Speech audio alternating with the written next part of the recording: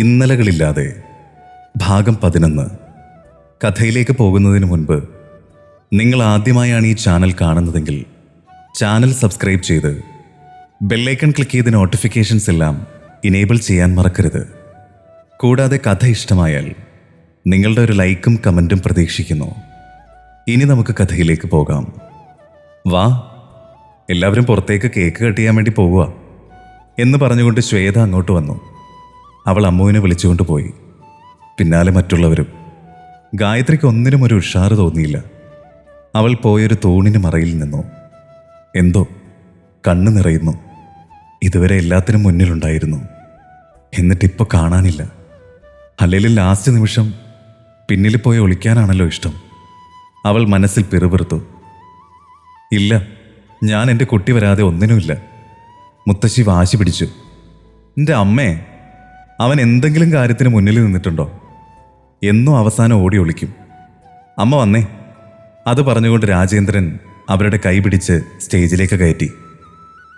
അതെ, അല്ലെങ്കിലും നിങ്ങൾക്കെപ്പോഴും അവനെ കുറ്റപ്പെടുത്താനല്ലേ ഇഷ്ടം? മുത്തശ്ശി അവരുടെ അനിഷ്ടം പറഞ്ഞു. ആ നിമിഷത്തിലാണ് ഒരു കാർ അവിടേക്ക് വന്ന് നിന്നത്. എല്ലാവരും ആകാംക്ഷയോടെ നോക്കി. കാറിൻ്റെ board assistant commissioner of police. അതിൽ നിന്നും പോലീസ് യൂണിഫോമിൽ സേതു ഇറങ്ങുന്ന കണ്ട് എല്ലാവരും കണ്ണുമിഴിച്ചു. മുത്തശ്ശി അവനെ നോക്കി കണ്ണു നിറച്ചു. സേതു അവരുടെ അടുത്തേക്ക് ചെന്ന് കാലിൽ തൊട്ട് നമസ്കരിച്ചു. എങ്ങനെയുണ്ട് എൻ്റെ സർപ്രൈസ്? ഓക്കെ അല്ലേ? അവനൊരു കള്ളച്ചിരിയോടെ അവരെ നോക്കി. ഇനി സമയം കളയണ്ട, കേക്ക് കട്ട് ചെയ്യാം. ഇനിയും ഞെട്ടാനുള്ളതാ.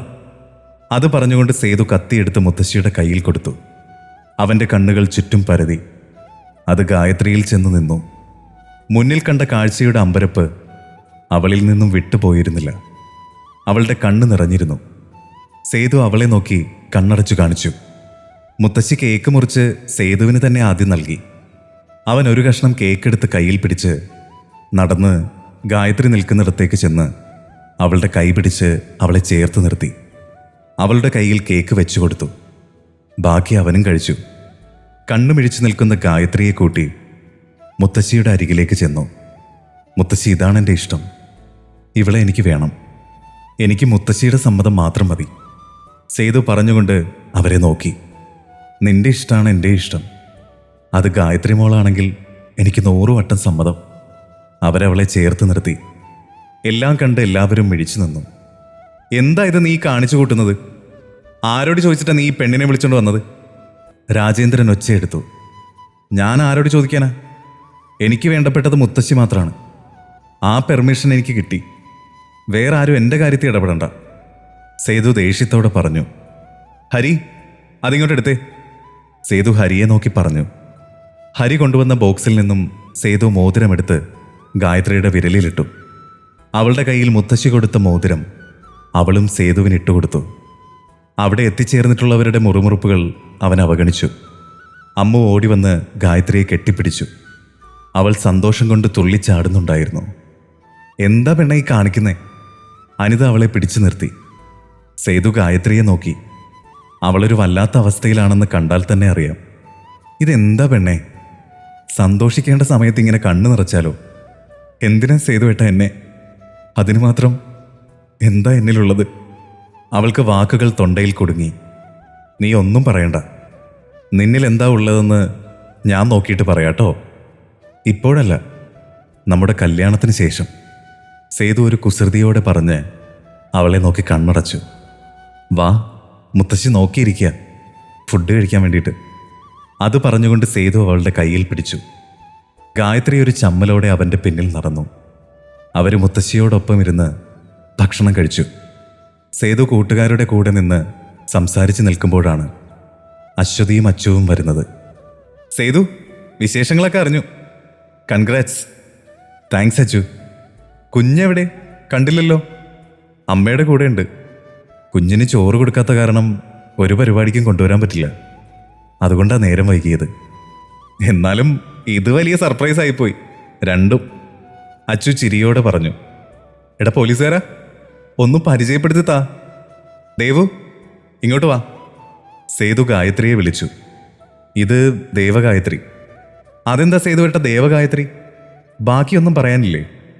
വാലും തലയൊന്നും ഇല്ലേ? വീട്ടുപേരും ഇല്ല? അതുവരെ മിണ്ടാതെ ഗായത്രിയെ നോക്കി നിന്ന അശ്വതി അവനെ കളിയാക്കും പോലെ ചോദിച്ചു. ഇപ്പം വാലും തലയൊന്നുമില്ല. താമസിയാതെ ദേവഗായത്രി സേതുമാധവനാകും. അപ്പം പിന്നെ വാലും തലയൊക്കെ ആയിക്കോളും. സേതു ഒരു ഗൗരവത്തോടെ പറഞ്ഞു. അച്ചു, നിങ്ങൾ കഴിക്ക്, ഞാൻ ഈ യൂണിഫോം ഒന്ന് മാറ്റിയിട്ട് വരാം. അത് പറഞ്ഞുകൊണ്ട് സേതു അകത്തേക്ക് പോയി. അനിത വന്ന് ഗായത്രിയെയും കൂട്ടിക്കൊണ്ട് പോയി. അവൾ വല്യമ്മയെ ചുറ്റും നോക്കി. അവർ പ്രായമായ ഏതോ വല്യമ്മയോട് സംസാരിച്ചു കൊണ്ടിരിക്കുകയായിരുന്നു. ഗായത്രി വല്യമ്മയെന്ന് വിളിച്ചുകൊണ്ട് അവരെ കെട്ടിപ്പിടിച്ചു. എനിക്കറിയില്ലായിരുന്നു വല്യമ്മേ. അവൾ തെറ്റ് ചെയ്ത കുട്ടിയെപ്പോലെ കണ്ണു നിറച്ചു. എന്നാൽ അവരവളെ ചേർത്ത് പിടിച്ച് നെറ്റിയിൽ ഉമ്മ കൊടുത്തു. എന്നോട് സേതുക്കുഞ്ഞ് ഇന്നലെ തന്നെ അനുവാദം വാങ്ങിച്ചിരുന്നു. അവരവളോട് വാത്സല്യത്തോടെ പറഞ്ഞു. എല്ലാം എൻ്റെ കുട്ടിയുടെ ഭാഗ്യം. അവർ പറഞ്ഞു. ഗായത്രി, ഒന്ന് വന്നേ, തന്നെ സേതുവിൻ്റെ അമ്മ വിളിക്കുന്നു. നിറയെ പുച്ഛത്തോടെ ഗായത്രിയുടെ പ്രായമുള്ളൊരു പെൺകുട്ടി വന്ന് അവളെ വിളിച്ചുകൊണ്ടുപോയി. ഗായത്രി സേതുവിൻ്റെ കൊച്ചച്ഛൻ്റെ മകൾ വീണയുടെ കൂടെ അകത്തേക്ക് ചെന്നു. സുധർമ്മ മുത്തശ്ശിയും അച്ചുവും എല്ലാവരും റൂമിലുണ്ടായിരുന്നു. നീ കൊള്ളാലോടി വേണേ, എങ്ങനെ ഒപ്പിച്ചു? നല്ല തൊലിവെളുപ്പാണല്ലോ. തറവാട്ടി പിറന്ന ചെക്കന്മാരെ മയക്കാൻ വേണ്ടി നടക്കുന്നു. ഞാൻ വേണ്ടെന്ന് വെച്ചതാ. നീ എന്ത് കണ്ടിട്ടാ? പണത്തിന് വേണ്ടിയാണോ? ഇതെല്ലാം കൂടി നിനക്ക് കിട്ടുമെന്ന് കരുതിയിട്ടാണോ? ഇതെല്ലാവർക്കും കൂടി ഉള്ളതാ. എല്ലാം കൂടി അങ്ങ് വിഴുങ്ങാന്ന് കരുതിയല്ലേ? അശ്വതി അവളെ കളിയാക്കി. അങ്ങനെ കരുതാൻ അച്ചുവല്ല ഗായത്രി. അത് പറഞ്ഞുകൊണ്ട് അനിത അകത്തേക്ക് വന്നു. അശ്വതി വിളറിപ്പോയി. അനിതയെ മുഖം കൂർപ്പിച്ച് നോക്കി. ഗായത്രി, വാ, സേതു വിളിക്കുന്നു. 1-2 ഫോട്ടോ എടുക്കാനുണ്ട്. ഈ വാലും തലയും ഇല്ലാത്ത കൂട്ടങ്ങളുടെ വർത്തമാനം കേട്ടിരിക്കാതെ വാ. അത് പറഞ്ഞുകൊണ്ട് അനിത അവളുടെ കൈ പിടിച്ചുകൊണ്ട് പോയി. എന്നാലും അവൻ ACP ആയല്ലോ, അതും IPS കാരൻ. യോഗം വേണം. അച്ചുവിൻ്റെ അമ്മായി അവളെ ഒളികണ്ടിട്ട് നോക്കി പറഞ്ഞു. സേതു ഗായത്രിയെ നോക്കി ചിരിച്ചു. അവളുടെ കണ്ണ് കലങ്ങിയിരുന്നു. എന്താ ദേവു, എന്തുപറ്റി? നീ കരഞ്ഞോ? സേതു അവളുടെ കൈ പിടിച്ചുകൊണ്ട് ചോദിച്ചു. ഒന്നുമില്ല,